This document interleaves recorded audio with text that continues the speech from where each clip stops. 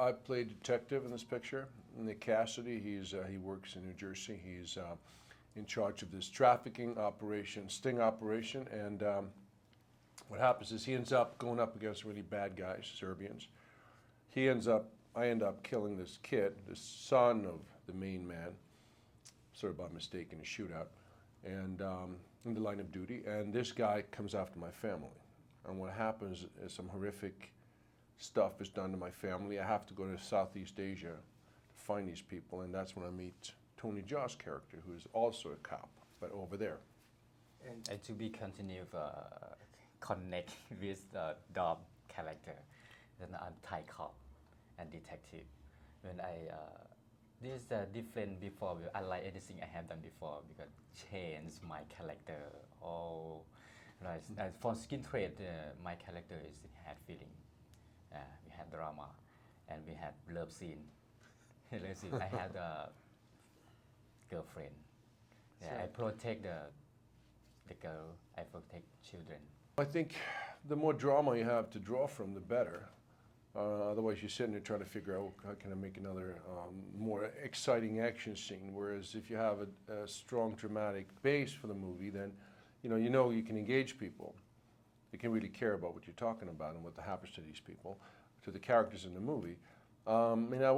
Human trafficking, I wasn't quite aware of it as much. I read a story about some girls who suffocated in a van going from Mexico to the U.S.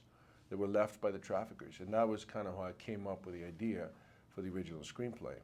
And as we worked on the picture, you do research, you have to do scenes where you're actually emotionally involved because you're watching these girls being brutalized. And as an actor, it stays with you. And that's why the subject matter has kind of grown for me to become more important than the film itself, personally. And you guys also have a lot of great action scenes together. You guys also have a scene where you guys kick each other's asses. Just tell me about the process. You gotta have that. Tell me about the process of doing that with the choreographer, and how do you guys do that? Yeah, we choreographer together. But different action. And action scene with Dolph, when we keep the real. But different size. And small size when we Thai, right? But we keep from real.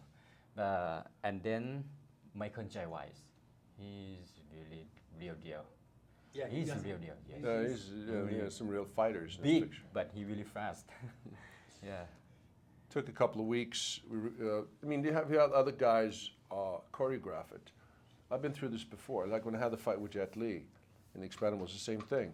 Other guys were choreographing the fight, but when the actual fighters, like us, when we show up, then suddenly it changes because you say, I'd rather do this, I'd rather do that. Tony doesn't want the stunt guy to do anything. He wants to do all the stunts himself. So it makes the fight different, Yeah, so really the only way to work it out was for us to do it together, which we did. And sometimes you guys maybe accidentally hit each other, right? Yeah, it happens. Mostly I got beat up, but that's okay. We need we need for the prison from special for the fan. So I think that the action movie is we want to follow story. Important. The story is really important. Follow story, but action.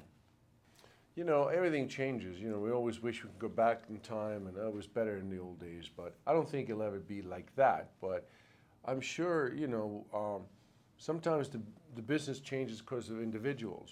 You'll have someone like Tony Jaa come along, and if he has a lot of talent and that can be channeled onto the screen in a clever way, then yeah, it can change the business. Like Bruce Lee changed the business. Van Damme had his movies. Stallone, Arnold. Everybody's had their. Seagal came out of nowhere with Aikido. People didn't know Aikido. What's that? So I think there's always a space for somebody new to show up and change the business.